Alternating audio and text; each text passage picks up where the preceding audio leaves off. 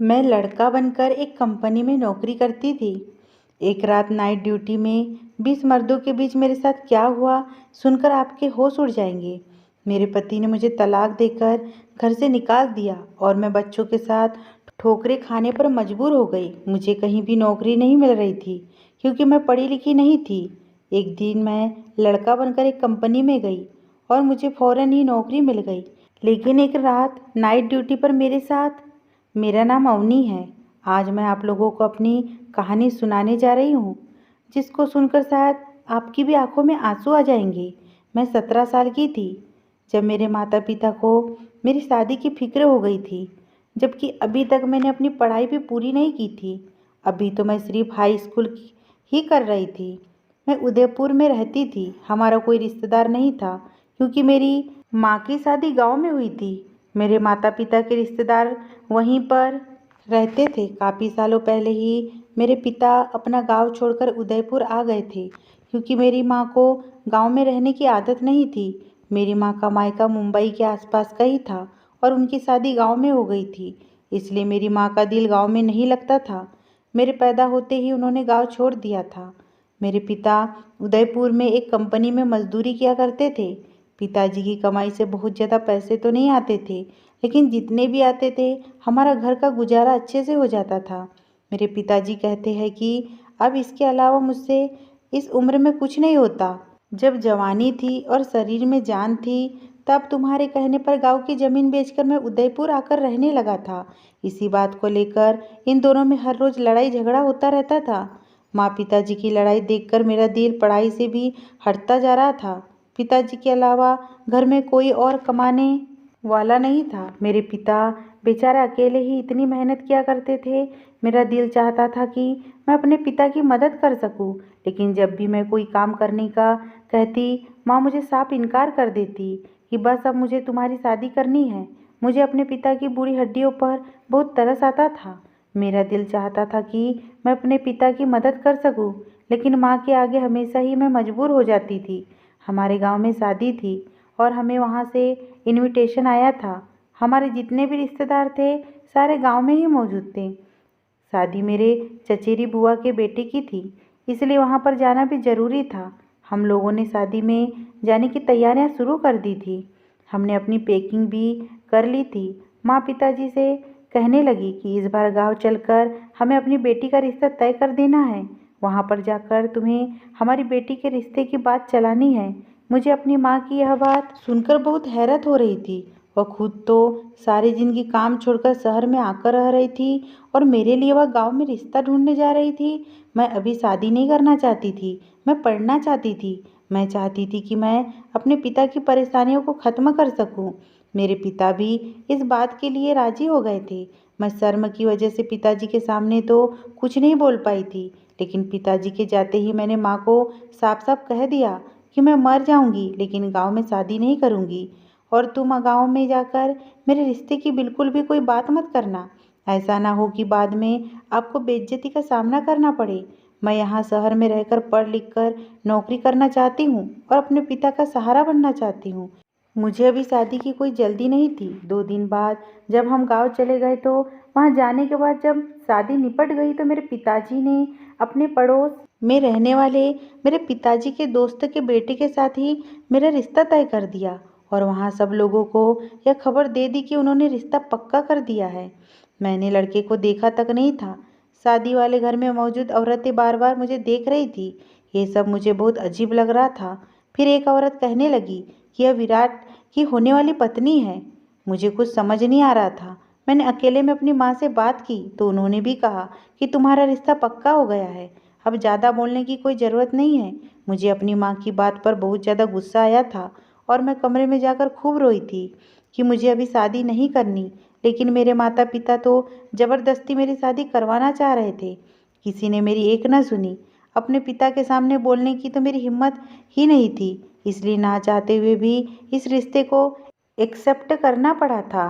लेकिन वो लड़का कौन है, कैसा है, यह मैंने जानना इतना ज़रूरी नहीं समझा क्योंकि मुझे शादी में कोई इंटरेस्ट नहीं था। मेरे घर वाले ज़बरदस्ती मेरी यह शादी करवा रहे थे। मेरी बुआ के बेटे की शादी खत्म हो गई थी और हम वापस अपने घर आ गए थे। यहाँ पर हर रोज़ मेरी माँ पिताजी से मेरी शादी के इंतज़ाम के बारे में कहती रहती थी। ये बातें सुनकर मेरे पिता परेशान हो जाते। मेरे पिता गरीब थे और मेहनत मजदूरी करके घर का खर्चा चलाते थे, लेकिन फिर भी ना जाने क्यों उन दोनों को मेरी शादी की इतनी जल्दी क्यों थी। एक दिन मेरे पिताजी ने माँ को बताया कि उनके कुछ दोस्त विदेश पैसे कमाने के लिए जा रहे हैं, क्यों ना मैं भी उनके साथ विदेश चला जाऊँ और वहाँ जाकर मैं तुम लोगों को पैसे भिजवाते रहूँगा। तुम मेरी बेटी का दहेज जोड़ लेना।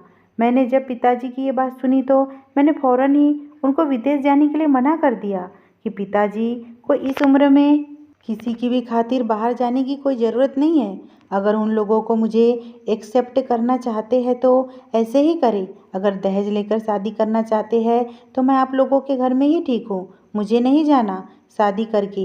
ये सुनकर माँ को गुस्सा आ गया और वो मुझसे कहने लगी, तू कौन होती है बड़ों के बीच में बोलने वाली। पिताजी ने माँ को चुप कराया और मेरे करीब आकर मेरे सर पर हाथ रखा और मुझे समझाने लगे कि बेटी की शादी करना तो हर माता पिता का फर्ज होता है, इसलिए माता पिता अपनी बेटी को ज़रूरत का सामान दहेज के रूप में देते हैं। तुम डरो मत और मेरी फिक्र मत करो, मैं 2 साल में वापस आ जाऊंगा। मेरे पिता ने मुझे चुप होने पर मजबूर कर दिया था, लेकिन मेरी माँ को पिताजी के विदेश जाने की बहुत खुशी थी। कुछ दिनों बाद ही पिताजी के विदेश जाने की तैयारी पूरी हो गई थी। गांव से भी कुछ लोग आए थे जो पिताजी के साथ विदेश जा रहे थे। सब लोग मिलकर विदेश के लिए रवाना हो गए थे। कहते हैं ना कि बेटियां तो पिता की लाडली होती है, कुछ ऐसा ही मेरे साथ भी था। मैं अपने पिता की लाडली थी और इस दुनिया में सबसे ज़्यादा प्यार मैं अपने पिता से ही करती थी और वो भी मुझसे बहुत प्यार करते थे।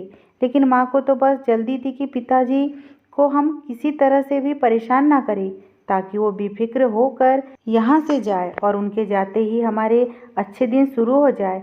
आखिरकार मेरी माँ की तमन्ना पूरी हो गई थी। पिताजी हम लोगों से दूर चले गए थे। पिताजी के जाने के बाद मेरी तो जैसे दुनिया ही वीरान हो गई थी। घर की सारी रौनक मेरे पिता से ही थी।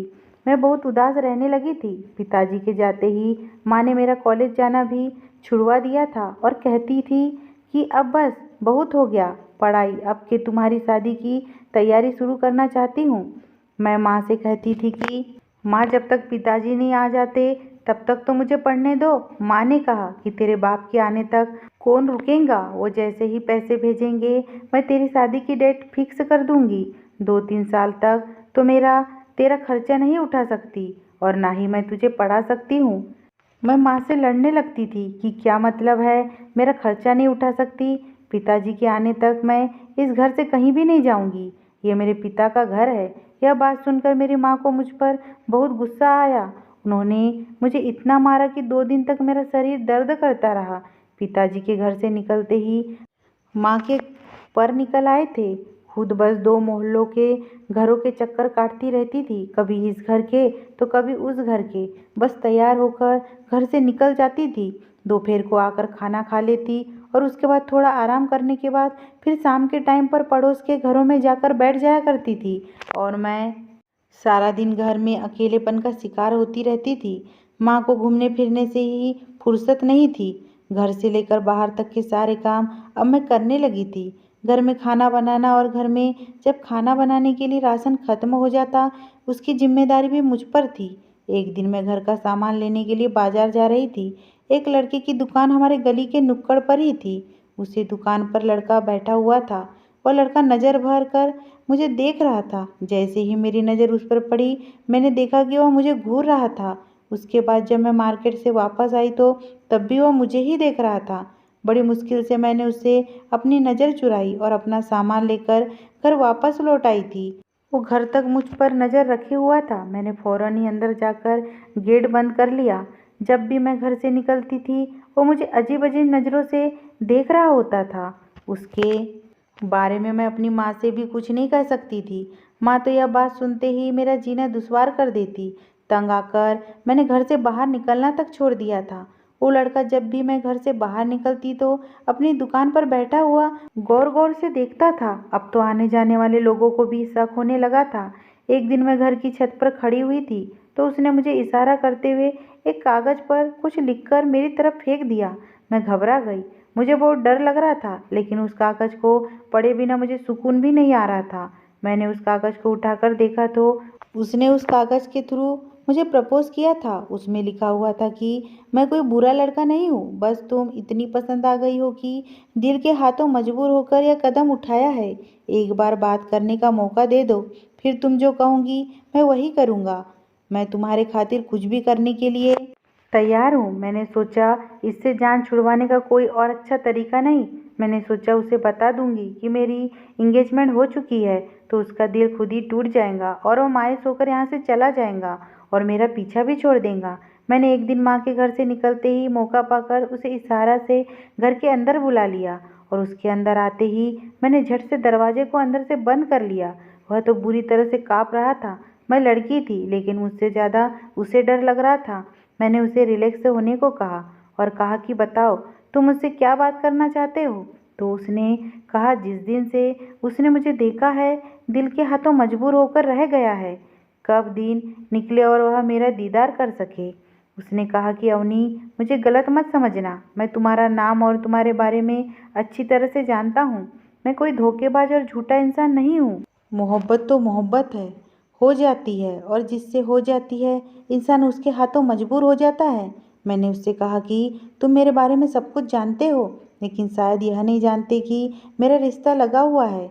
मेरी शादी मेरे पिता के दोस्त के बेटे के साथ हो रही है और मैं यहाँ से शादी होने के बाद गांव चली जाऊंगी। मेरे ससुराल गांव में ही है। मैं अपने माता पिता की इज्जत का बहुत ख्याल करती हूँ। तुम्हें किसी के सहारे पर नहीं रखना चाहती ताकि मैं तुमसे किसी तरह का झूठ बोलूं और कुछ दिन के लिए तुमसे रिलेशनशिप बनाकर मैं तुम्हें धोखा नहीं देना चाहती। यह सब सुनकर वह थोड़ा सैड हो गया था लेकिन मेरा सच बोलने से वह बहुत ज़्यादा खुश हुआ था। उसने बताया कि यह नुक्कड़ वाली दुकान उसके पिता की है। कभी कभी वह उस दुकान पर बैठ जाता है और वही उसका घर भी है। उसने बताया कि मेरे परिवार में मैं और सिर्फ मेरे पिता है। हम दोनों इसी दुकान से अपना गुजर बसर करते हैं लेकिन हम दोनों की ज़िंदगी बहुत अच्छी गुजर रही है। मेरी शादी हो जाएगी तो शायद घर में कोई औरत आ जाएगी। मेरी माँ काफ़ी सालों पहले गुजर चुकी है। उसने कहा कि ज़िंदगी में अगर कभी भी कोई काम या कोई ज़रूरत हो तो तुम मुझे ज़रूर याद करना। भले ही तुम मेरी किस्मत में तो नहीं हो लेकिन मेरे दिल में हमेशा रहूँगी। मैंने उसकी फीलिंग्स की कदर की और वह बेचारा थोड़ी देर के बाद मेरे घर से खुद ही चला गया था। हम दोनों के बीच बहुत रिस्पेक्ट के साथ बात हुई थी। वह मुझे आम लड़कों से बिल्कुल अलग लगा था। मैं जब उसे गली में खड़ा हुआ देखती थी तो समझती थी कि वह कोई आवारा या फिर लोफर टाइप का लड़का होगा जो मेरे पीछे पड़ा हुआ है। लेकिन उसके साथ बात करके मुझे एहसास हुआ था कि सच में मुझसे कोई इतनी मोहब्बत भी कर सकता है। यह सब सोचकर मेरी भी आंखें भर आई थी और जब जाते टाइम वह मुझे गुड बाय बोलकर गया तो मैंने उसकी आंखों में भी आंसू देखे थे। मुझे यह सच्चे दिल से चाहने वाला इंसान लगा था।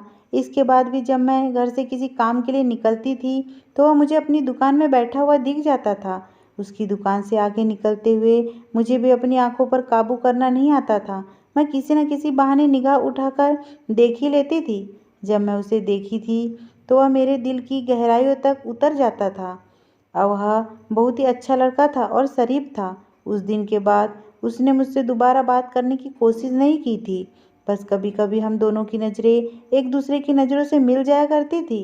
जाने अनजाने मुझे भी पता नहीं चला कि कब मैं उसको पसंद करने लगी थी और मेरे दिल में भी उसके लिए मोहब्बत जागने लगी थी।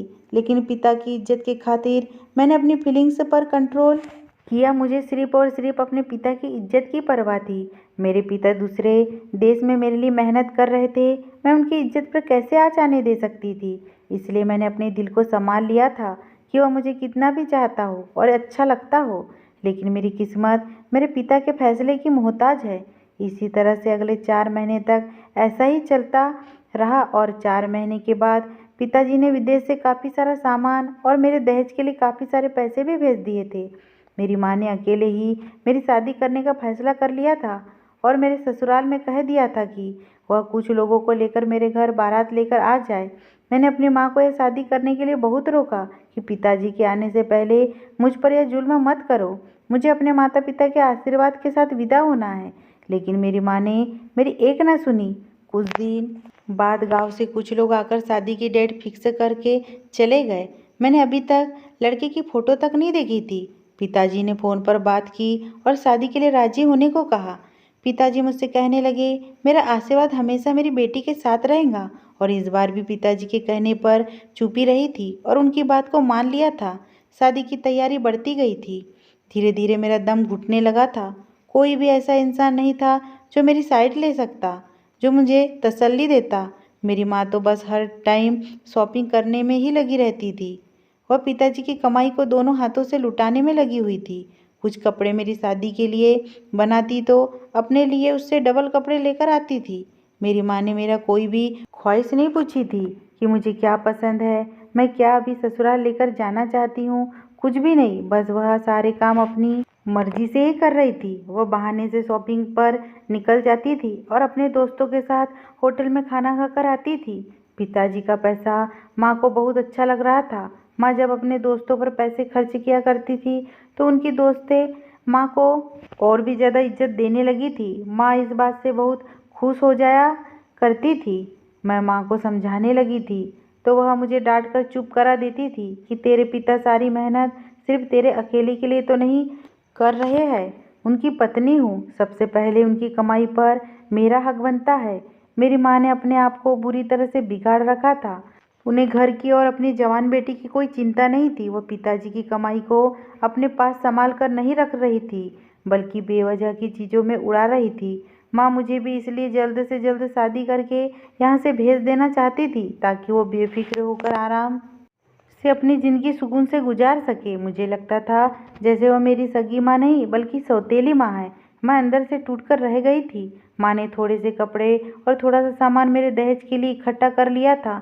बस वह अपनी जिम्मेदारी से आज़ाद होकर बैठ गई थी। ना बेटी को घर का काम सिखाने में उसे नसीहत देती थी, ना रहन सहन के तरीके सिखाती थी। हमेशा घूमने फिरने और मेकअप करने में ही लगी रहती थी। पिताजी के जाने के बाद माँ ने अपने आप को और भी ज़्यादा जवान बना लिया था। धीरे धीरे मेरी शादी के दिन करीब आ रहे थे और मैं हर रोज़ चूल्हे पर जल रही थी। मेरी माँ ने मेरे सारे सपनों को चकनाचूर कर दिया था। मैं पढ़ लिख कर कुछ बनना चाहती थी, लेकिन शादी होने के बाद मेरे सारे शौक खत्म होने वाले थे। माँ कहती थी कि गांव के लोग ज़्यादा मेकअप वगैरह नहीं जानते, इसलिए तू जैसी है वैसे ही ठीक है, तुझे कुछ करने की ज़रूरत नहीं। वैसे भी तू खूबसूरत है, तेरे पति ने तुझे ऐसे ही पसंद कर लिया है। यह सब सुनकर मेरा दिल टूट जाता था कि जब उनको किसी बात का पता ही नहीं।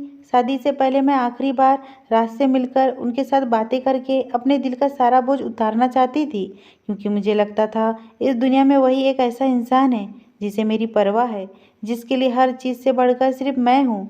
एक दिन माँ के घर जाने के बाद मैं भी घर में लॉक लगाकर चुपचाप राज की दुकान पर चली गई और मैं उसकी दुकान पर चढ़ गई थी।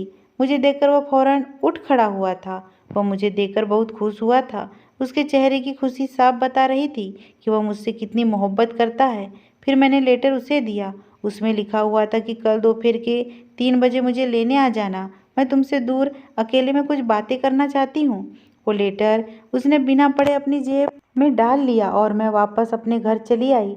रोज माँ 3 बजे अपनी दोस्तों के साथ कहीं ना कहीं जाया करती थी। माँ घर से चली गई थी और मैं अकेली थी, इसलिए दिल के सारे बोझ उतारना चाहती थी। अगले दिन जब मैं माँ चली गई तो उनके साथ ही मैंने घर के दरवाजे को अंदर से बंद कर लिया ताकि उन्हें लगे कि मैं घर के अंदर ही हूँ। जैसे ही 3 बजे राज अपनी बाइक के साथ गली में मौजूद था, मेरी नज़र उस पर पड़ी तो मैं मुस्कुरा दी। सामने वह भी मुझे देखकर मुस्कुरा रहा था। माँ तो घर से जा चुकी थी। अब मेरे पास अच्छा बहाना था। मैंने राज को इशारा करके रुकने के लिए कहा और अपने फेस को दुपट्टे से अच्छी तरह से कवर कर लिया था ताकि मुझे कोई पहचान ना सके, इसलिए मुझे अपना चेहरा छुपाना ज़रूरी था। मैं थोड़ी दूर पैदल चलने के बाद उसके साथ बाइक पर बैठ गई। जिंदगी में पहली बार मैं किसी अनजान लड़के के साथ बाइक पर बैठी थी। उसने बाइक स्टार्ट करते टाइम मुझसे संभल कर बैठने को कहा और मैंने अपना एक हाथ उसके कंधे पर रख लिया था। वह बहुत खुश हो गया था और फिर हम बहुत दूर तक चलते जा रहे थे। थोड़ी देर के बाद उसने बाइक एक रेस्टोरेंट के सामने रोक दी। उसके बाद हम रेस्टोरेंट के अंदर चले गए। वहाँ पर काफ़ी सारे लोग बैठे हुए थे, लेकिन कोई भी हमें नहीं जानता था। हम दोनों एक कोने की जगह पर चेयर पर बैठ गए और राज ने 2 कोल्ड ड्रिंक ऑर्डर कर दी। काफ़ी देर तक तो हम दोनों खामोश बैठे रहे थे। ना हम दोनों में कोई रिश्ता था और ना ही किसी तरह के रिश्ते की कोई उम्मीद थी, लेकिन फिर भी हम दोनों साथ निकल आए थे। वेटर भी इतनी देर में कोल्ड ड्रिंक लेकर आ गया था। राज ने मुझसे कहा कि अगर तुम कुछ और खाना चाहती हो तो मैं तुम्हारे लिए ऑर्डर कर देता हूँ। मैंने कहा नहीं, मैं कुछ नहीं खाना चाहती। हम दोनों की बात इसी तरह से शुरू हुई थी। मैंने कहा कि राज शायद इस तरह से आज हमारी पहली और आखिरी मुलाकात होगी और फिर 4 दिन के बाद मैं हमेशा के लिए किसी और की बन जाऊंगी। लेकिन इससे पहले मैं अपने दिल का बोझ उतारना चाहती थी और तुम्हें सच्चाई बताना चाहती थी कि तुम्हारी मोहब्बत एक तरफा नहीं है राज। तुम्हारी मोहब्बत में इतनी ताकत थी कि मैं भी तुमसे मोहब्बत करने में मजबूर हो गई हूँ। लेकिन किस्मत ऐसी है कि तुम मेरी ज़िंदगी में मेरा रिश्ता हो जाने के बाद आए हो। अगर तुम पहले आ जाते तो मैं सारी दुनिया से लड़कर भी तुम्हारे अलावा किसी से रिश्ता नहीं जोड़ती। लेकिन अब मैं क्या करूं? मेरे पिता मेरी शादी के खातिर दूसरे देश में दिन रात मजदूरी कर रहे हैं। अब मैं कैसे उनकी यह सारी मेहनत बर्बाद करके उनको बेइज्जत कर दूं? क्योंकि वह अपने गांव में जबान देकर आए हैं। राज, जो मेरी बातें सुनकर बिल्कुल बिखर कर रह गया था, उसे मुझसे मिलकर जितनी खुशी थी और मैंने उसे अपनी मोहब्बत का इजहार किया, उसे उतना ही ज़्यादा दुख भी हुआ था कि वह मुझे हासिल नहीं कर सकता। फिर भी वह बेचारा अपने आप को बड़ी मुश्किल से संभाले हुआ था और मुझे तसल्ली दे रहा था कि दुनिया में हर कोई अपनी मोहब्बत को हासिल नहीं कर सकता। बस हम दोनों के लिए इतना ही काफ़ी होना चाहिए कि हमने मोहब्बत कर ली। यह बात सुनकर मैं टूटकर रोने लगी थी। वह मुझे चुप करने की हजार कोशिश करता रहा और खुद भी रो पड़ा था। उस दिन हमने ज़िंदगी की बहुत सारी बातें एक दूसरे से शेयर की थी और इस एक वादे पर एक दूसरे से अलग हुए थे कि ज़िंदगी में अगर कभी भी हम दोनों को एक दूसरे की ज़रूरत पड़ी तो कहने से कभी नहीं घबराएंगे। उसने मुझसे कहा कि जितना भी वक्त गुजर जाए, हमेशा तुम्हारी ज़रूरत मेरी पहली जिम्मेदारी होगी। कुछ दुख, कुछ हंसी, कुछ मजाक की बातें करते हम दोनों ने वो दिन बहुत अच्छे तरीके से गुजारा था। वही रेस्टोरेंट में बैठकर हम दोनों ने खाना भी खाया था और फिर वह मुझे घर छोड़ने आया था। मेरा बहुत मन कर रहा था कि एक बार वह फिर अंदर आ जाए, लेकिन इस बार वह नहीं माना था और मुझे छोड़ते ही चला गया था। मैं बस आज के दिन की खूबसूरत यादें दिल में लेकर वापस आ गई थी और शादी की तैयारी पूरी हो चुकी थी। देखते ही देखते शादी का दिन भी आ गया था। मेरी बारात आई और मेरी शादी हो गई। मैंने पहली बार अपने होने वाले पति को अपनी शादी वाले दिन देखा था। जो अब मेरा पति बन गया था, वह कोई ज़्यादा अच्छा नहीं था, बस नॉर्मल सी शक्ल वाला, गांव में रहने वाला ही लग रहा था। लेकिन अपने माँ बाप की पसंद के आगे मैंने हार मान ली थी। अब तो मेरी शादी हो चुकी थी। मैं किसी से क्या कह सकती थी? जिस तरह मेरे लिए सब नया नया था, इसी तरह वह भी कोई खास मुझ पर ध्यान नहीं दे रहा था। बस दोनों के ही माता पिता का फैसला था जो हम दोनों को मानना पड़ा था। मैं विदा होकर अपने माता पिता का घर छोड़कर चली गई। माँ तो अभी अपने कामों में ही बिजी थी। उन्हें मेरे जाने पर कोई खास दुख नहीं हुआ था। पिताजी से मैंने वीडियो कॉल पर बात कर ली थी। वो भी वहाँ पर बहुत रो रहे थे। मैं दूल्हे के साथ गाड़ी में बैठी और सारी रात रोती ही रही थी। उसने मुझे एक शब्द तसल्ली की नहीं बोला था। मेरी सास मुझे बार बार चुप कराए जा रही थी। गांव पहुंचकर मैंने अपने पिता के फैसले का मान रखते हुए पत्नी होने के सारे हक निभाए थे। घर और ससुराल के लोगों के साथ अच्छे अच्छे तरीके से बर्ताव किया था। मुझे ऐसी जिंदगी की आदत तो नहीं थी, लेकिन फिर भी खुद को ससुराल वालों की आदत में ढालने की कोशिश कर रही थी। मेरे पति को मुझ में कोई खास इंटरेस्ट नहीं था। मैं भी उसी में खुश थी कि बस वो मुझे इज्जत देता रहे। लेकिन कुछ दिन बाद ही उसकी हकीकत भी खुलकर मेरे सामने आ गई थी। वो रात को काफ़ी टाइम तक लड़कियों के साथ बातें करता रहता था। वो मुझे इतना हक जताने ही नहीं देता था कि उसके साथ लड़ती या उसको इस गलत काम करने के लिए रोकती। उसे मेरी कोई परवाह ही नहीं थी। बस घर वालों ने ही मुझे घर का हिस्सा बना लिया था। मैं अपने पति की शिकायत सास से करती तो वह मुझे यह कहकर तसल्ली दे देती कि आजकल हर लड़के का यही हाल है, बस तुम इज्जत के साथ इस घर में बनी रहो। वो सारी लड़कियां तो टाइम पास के लिए है, असली घर की मालकिन तो तुम ही रहोगी। नई नई शादी है, पुरानी आदत तो धीरे धीरे ही जाएंगी। मतलब उसके माता पिता को भी उसकी आदत का पता था। मेरी शादी को 4 महीने हो चुके थे और 4 महीने बाद ही मैं प्रेग्नेंट हो गई थी। सास तो मुझसे बहुत प्यार करती थी और जब से उन्हें पता चला था कि मैं प्रेग्नेंट हूँ, तब से उन्होंने मेरे हर नखरे उठाना शुरू कर दिए थे। जब यह बात मेरी माँ को पता चली तो वह भी मुझसे मिलने के लिए मिठाई लेकर बधाई देने के लिए आई थी और जाते जाते कहकर गई थी कि डिलीवरी के लिए अगर यह लोग तुमसे मायके आने के लिए कहे तो तुम खुद ही मना कर देना। कह देना वहाँ पर मेरी माँ अकेली है, यहाँ पर तो तुम्हारा पूरा ससुराल भरा हुआ है, हर कोई जिम्मेदारी उठाने वाला है। वहाँ कौन है जो तुम्हें संभालेगा। मैं अपनी माँ की बात को अच्छी तरह से समझ गई थी। उनका मतलब था कि वह मुझे मायके आने से रोक रही थी। मैं जो शादी के बाद से सब्र के घूंट पी रही थी यह भी चुपचाप बर्दाश्त कर गई।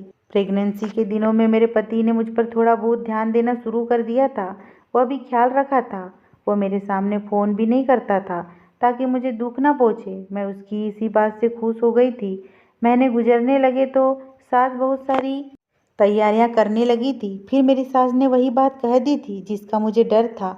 मेरी सास ने कहा कि डिलीवरी के लिए हम तुम्हें शहर लेकर चले जाएंगे। तो मुझे अपनी माँ की कही हुई बात याद आ गई थी।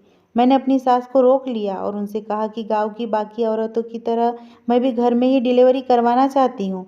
मेरी सास को मेरी इस बात पर बहुत हैरत हुई थी कि मेरी पहली बार डिलीवरी हो रही है, इसलिए उन्होंने मुझे अस्पताल जाने के लिए कहा था। उन्होंने मुझसे कहा था कि तुम्हें डर तो नहीं लगता। मैंने बस नहीं कहकर बात को ख़त्म कर दिया था। गांव में दाई से ही मेरा बच्चा पैदा हो गया था। मैंने एक प्यारे से लड़के को जन्म दिया था। बच्चों को जन्म देने के कुछ दिन बाद ही मैंने नोटिस किया कि मेरा पति दोबारा से फ़ोन पर बातें करता है जैसे पहले किया करता था। वो रोज़ रोज़ किसी न किसी से फ़ोन पर बातें करता रहता था। जब मेरा बेटा पैदा हुआ था मेरी माँ कुछ दिन के लिए मेरे पास रहने के लिए आ गई थी। मैंने अपनी माँ को जब अपने पति के बारे में बताया तो उन्होंने मुझसे कहा, तुम्हारा पति बहुत अच्छा इंसान है, उस पर शक मत किया करो और कभी भी इस शक की वजह से लड़कर मेरे घर मत आना। मैं तुम्हारी कोई शिकायत नहीं सुनना चाहती। अपना घर बसाओ और अपने परिवार में सुखी रहो। कुछ दिन रहने के बाद माँ यह कहकर चली गई। बेटा 6 महीने का हो गया था तो मेरी सास ने मुझे दवाइयाँ खिलाना शुरू कर दी ताकि मैं दोबारा से प्रेग्नेंट हो जाऊं। पोता मिल जाने पर मेरी सास बहुत ज़्यादा खुश थी और चाहती थी कि जल्दी से उनको एक और पोता मिल जाए। पहले बच्चे को तो मैं ठीक से नहीं संभाल सकती थी और मैं कुछ महीनों बाद फिर से प्रेग्नेंट हो गई। मैं बहुत मुश्किल वक्त से गुजर रही थी। फिर अचानक एक पहाड़ मुझ पर टूट पड़ा जब पता चला कि मेरे पिता की विदेश में मौत हो चुकी है। यह दुख मेरे लिए नाकाबिले बर्दाश्त था। मैं जल्दी से ही अपने थोड़े बहुत कपड़े लेकर अपनी माँ के घर पहुँच गई। मुझे लगा इस टाइम पर मेरी माँ को मेरी ज़रूरत होगी। जब मैं अपने घर पहुँची तो माँ की हालत तो बिल्कुल ठीक थी। अगले दिन विदेश से मेरे पिता की डेड बॉडी आ गई थी। तब मैंने अपनी माँ को रोते हुए देखा था। मुझे भी कोई होश नहीं था। मेरे बेटे को मेरी सास ने ही संभाला हुआ था। 1-2 दिन के लिए वह भी हमारे घर ही रुक गई थी। चौथे दिन मेरी सास घर वापस चली गई और मैं माँ के घर ही रुक गई थी। 9 महीने के बच्चे के साथ और 3 महीने की प्रेगनेंसी बड़ा मुश्किल टाइम गुजर रहा था। पिताजी की मौत को 2 महीने हो गए थे। मेरा पति मुझे लेने नहीं आया था। मैं खुद उससे ले जाने को कहती, वह मुझे मना कर दिया करता। कहता कि बच्चे की डिलीवरी तक अपने मायके में ही रह लो। लेकिन इधर मेरी माँ ने मेरा जीना दुश्वार कर रखा था कि अब हमारे यहाँ कोई कमाने वाला नहीं है, अब जल्दी से वापस अपने घर चली जाओ। जैसे जैसे बर्दाश्त करके उन्होंने मेरे 9 महीने घर पर ही पूरे करवा दिए थे। डिलीवरी का टाइम आया तो दूसरी बेटी पैदा हुई थी। ससुराल में से कोई भी मेरी बेटी को देखने तक नहीं आया था। मैं 2-2 बच्चों को एक साथ अपना दूध पिलाती थी। इसके अलावा और कोई चारा नहीं था। मेरे बेटे के लिए कोई दूध तक लेकर देने वाला नहीं था। माँ कहती कि इसके पिता से इसका खर्चा मंगवाओ और अपने पति से कहती तो वो कहता कि अभी वापस मत आना, बेटी का ख्याल वहीं शहर में रहकर रख लो, कुछ दिन बाद आकर मैं खुद ले जाऊंगा। वो मुझे टालता जा रहा था, लेकिन अब मैं खुद ही अपने दोनों बच्चों को लेकर गांव चली गई। गांव जाकर देखा तो यह देखकर हैरान रह गई थी कि मेरे पति ने अपनी गर्लफ्रेंड से शादी कर ली थी और मेरे हाथ में तलाक के पेपर थमाकर कह दिया था कि इस घर में तुम्हारे लिए कोई जगह नहीं। मैं अपने दोनों बच्चों को लेकर वापस शहर आ गई थी। अब मेरे पास और कोई चारा नहीं बचा था। तलाकशुदा होकर मैं दोबारा अपनी माँ के पास वापस आ गई थी। मेरी माँ ने इधर खूब हंगामा कर दिया कि तेरी ही गलती होगी, तभी तो तेरे पति ने दूसरी शादी कर ली और तुझे अपने पति का घर नहीं छोड़ना चाहिए था और ना ही इधर रहने के लिए आना चाहिए था। जिस पिता के खातिर मैंने यह सब बर्दाश्त किया वह भी जिंदा नहीं रह सके। माँ से तो वैसे भी मुझे कोई उम्मीद नहीं थी। उन्होंने मुझे घर से निकालने की कोशिश की तो मैं अपने पिता की जायदाद में हिस्सा मांगने की बात कर दी, जिससे मेरी माँ बुरी तरह से डर गई थी। तब जाकर उनकी जुबान बंद हुई थी। मुझे पढ़ाई तक पूरी नहीं करने दी थी। अगर मैं पढ़ी लिखी होती तो कोई जॉब भी कर लेती। अपने बच्चों के सो जाने के बाद मैं नौकरी की तलाश करने के लिए घर से निकल जाती थी। इस तरह से बहुत सारे धक्के खाए तब जाकर मुझे नौकरी मिली थी। मुझे एक बड़ी कंपनी में साफ सफाई करने की नौकरी मिल गई थी। मुझे इससे अच्छी नौकरी मिल सकती थी, क्योंकि मैं इतनी ज़्यादा पढ़ी लिखी नहीं थी कि मुझे कोई अच्छी नौकरी मिल सकती। वहाँ पर नौकरी करते हुए मुझे 3 महीने गुजर गए थे। मैं अपने बच्चों को माँ के हवाले करके आ जाती थी। माँ मेरे बच्चों का कोई खास ध्यान तो नहीं रखती थी, लेकिन जब उनको पैसे का लालच हुआ तो वो मेरे बच्चों का ख्याल रखने लगी थी। मैंने अभी तक कंपनी के मालिक को नहीं देखा था। एक दिन जब मैं मालिक के ऑफिस में सफाई करने गई तो ये देखकर हैरान रह गई कि कंपनी का मालिक और कोई नहीं बल्कि राज था। मैंने ऑफिस में राज की लगी हुई तस्वीर तो देखा था। मुझे लगा कि शायद ये तस्वीर किसी ने ऐसे ही लगा दी होगी, लेकिन मुझे वहाँ के लोगों से पता लगा कि यही तो इस कंपनी के मालिक है। अब मुझे राज से मिलने की बहुत चाहत होने लगी थी, क्योंकि मैंने उसे 2 साल बाद फोटो में देखा था। जैसे ही राज ऑफिस में आया तो मैं उसके सामने अपने आंखों में आंसू लिए खड़ी हुई थी। राज भी मुझे अपने ऑफिस में देखकर हैरान रह गया था। फिर उसने मुझे अपने ऑफिस में बुलाया और मुझसे पूछा कि तुम यहाँ पर क्या कर रही हो। मैंने उसे बताया कि मैं तुम्हारे ऑफिस में 3 महीने से काम कर रही हूँ। राज ने कहा, लेकिन तुम यहाँ पर काम क्यों कर रही हो? तुम्हारी तो शादी हो गई थी। मैंने उसको अपनी सारी कहानी बता दी कि शादी के बाद मेरे साथ क्या हुआ था। ये सुनकर राज की आंखों में आंसू आ गए। वो मुझसे कहने लगा, मैं पिछले 3 महीनों से काम के सिलसिले में शहर से बाहर गया हुआ था।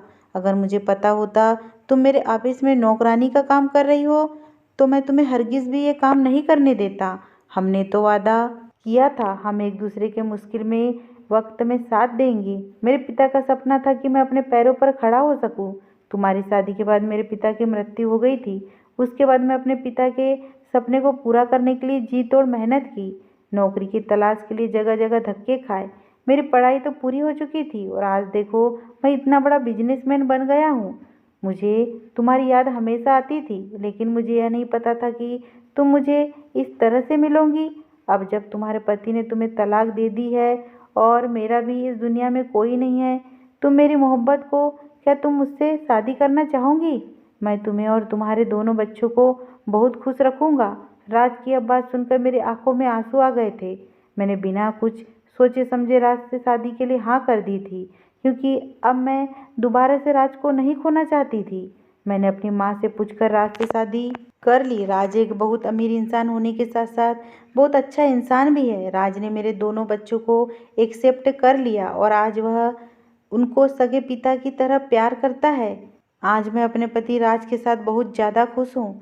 अगर ये स्टोरी पसंद आई हो दोस्तों तो प्लीज़ मेरे चैनल को सब्सक्राइब करना ना भूलें और प्लीज़ प्लीज़ मुझे सपोर्ट कीजिए।